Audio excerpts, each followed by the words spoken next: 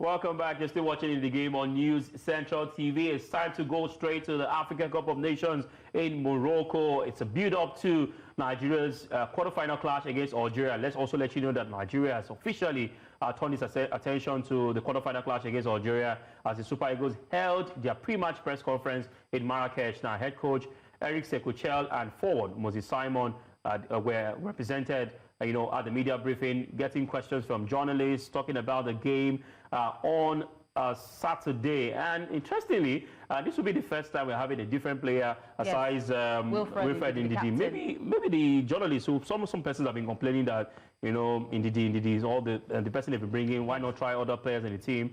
And Osimhen is here with Eric Chelle and the Super Eagles looking to take the center stage on Saturday. Yes, they are looking to take center stage. It's a great thing that we have another player, because the truth about this is we should be able to have different players and have them come express themselves. Everyone have got questions for these players, and the only place we can have these questions freely is at the press conference.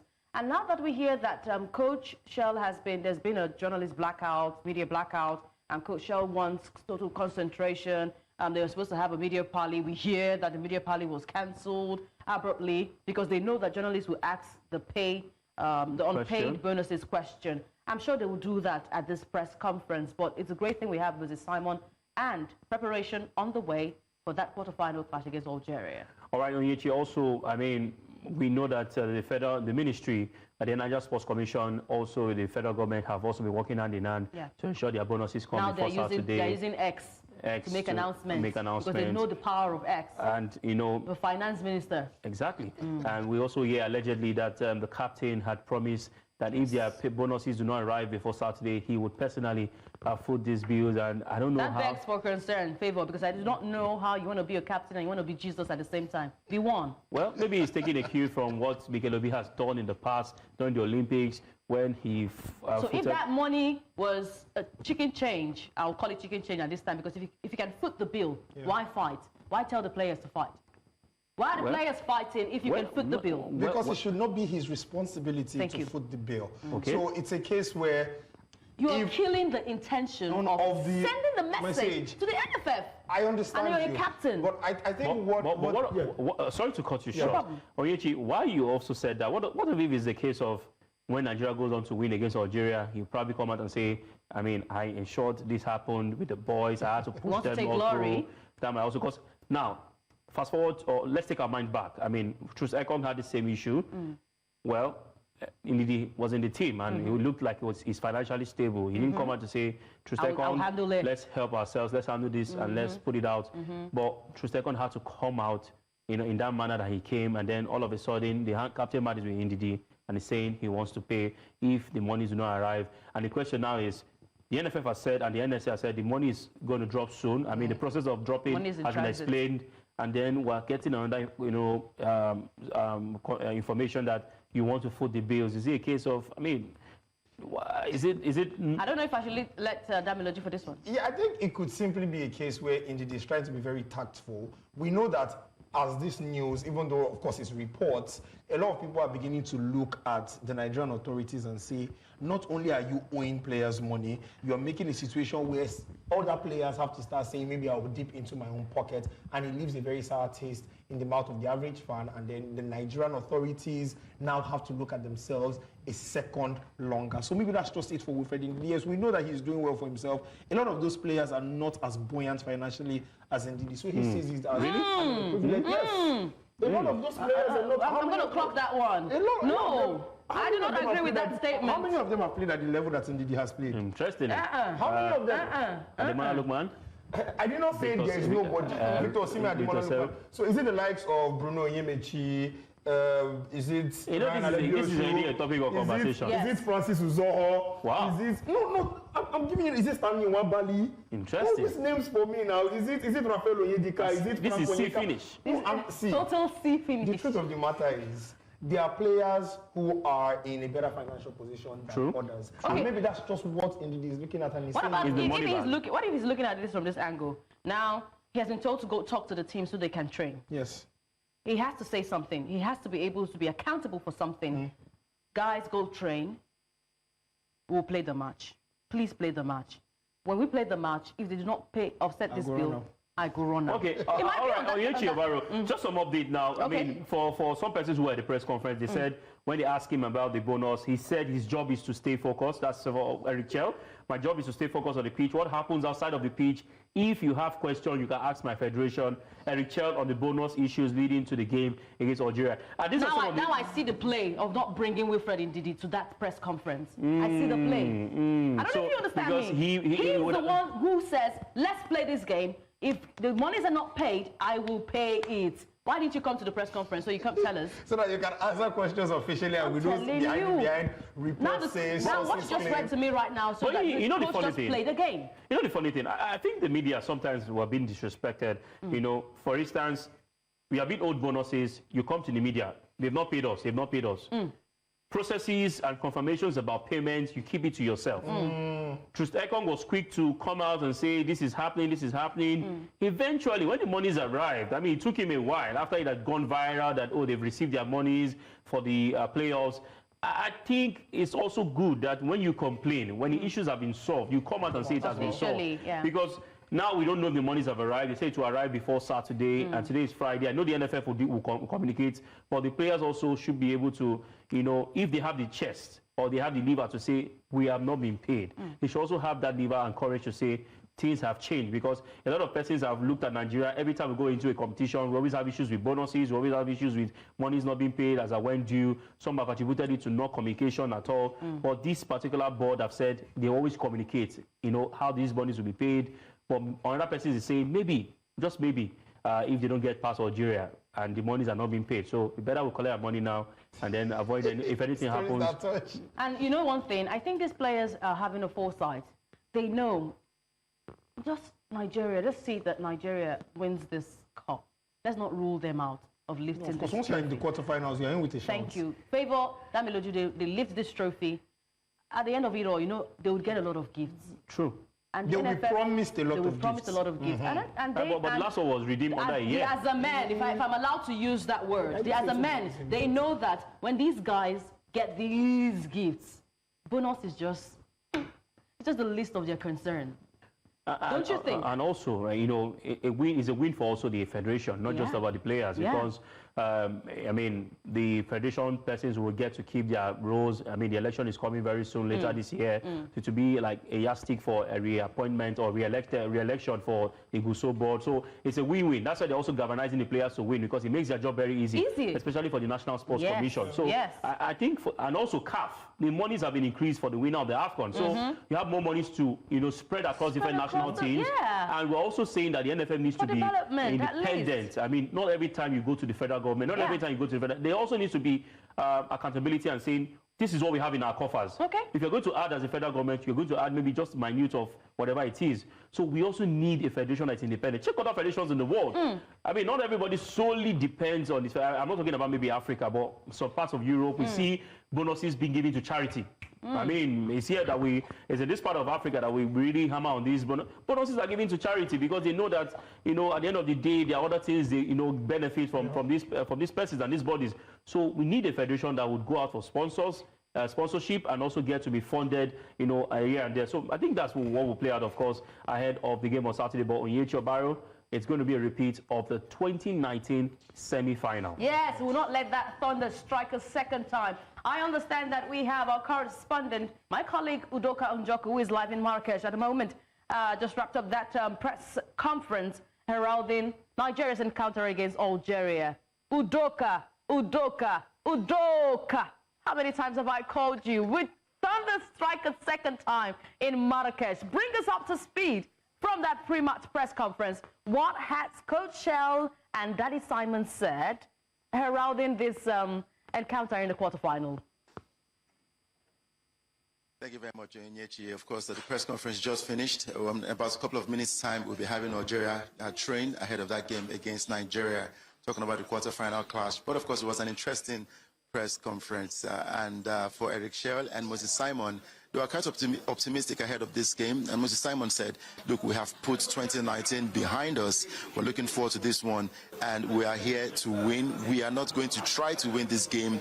We are going to win this game against Algeria. These are the words, exact words from Moses Simon, while Eric Sékou, as usual, said his vision is his vision, and his vision is to ensure that he puts the fact that he has coached Mali aside and focus on Nigeria's job ahead to play against Algeria and get that victory. Now, the twist is for Algeria, Riyad Mahrez announced at this press conference that this will be his last Africa Cup of Nations, and you know what that means. He has to put in everything into this game. So this game is poised to be very, very crucial for both sides. And questions have been asked where the change will happen, where the magic will happen for both countries. Of course, for experience, we know that Riyad Mahrez brings in a lot of experience and expertise into the game of football. And for Nigeria, of course, our attacking trio of Moses Simon, Ademola, Lookman, and of course, maybe the likes of Chukwueze, and of course, our core Adams will also help to make a difference for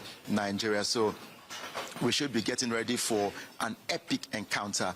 Put away what has happened in the past. We know the rivalry between Nigeria and Algeria, but this time around, it is going to be a different ball game, because coming off the fact that Nigeria went through a bit of crisis over a couple of days with Osimhen and Lookman. There was also the issue about unpaid allowances. Now the players are focused, looking ahead of this game. And for Riyad Mahrez, this is his last AFCON, so there's a lot of stories to tell with this game between Nigeria and Algeria. Look, you just spoke about the crisis. I mean, I am concerned about the financial crisis. Has the money arrived in the bank account of these players? Are the players confirmed that the dollars have dropped in their domiciliary accounts? Yesterday, we heard that the money to be paid to the players, and of course, Eric Sékou had to bounce off that. Anything concerning the federation, he says his focus is on the job, his focus is on the field of play. He doesn't want to have any conversations about anything that has to do with the federation. So, as of yesterday, the news that we got was that the players will receive their monies. We can't confirm if they have received them or not, but they indeed traveled to Marrakech yesterday, had a training session, and today we'll be having a training session with the players again.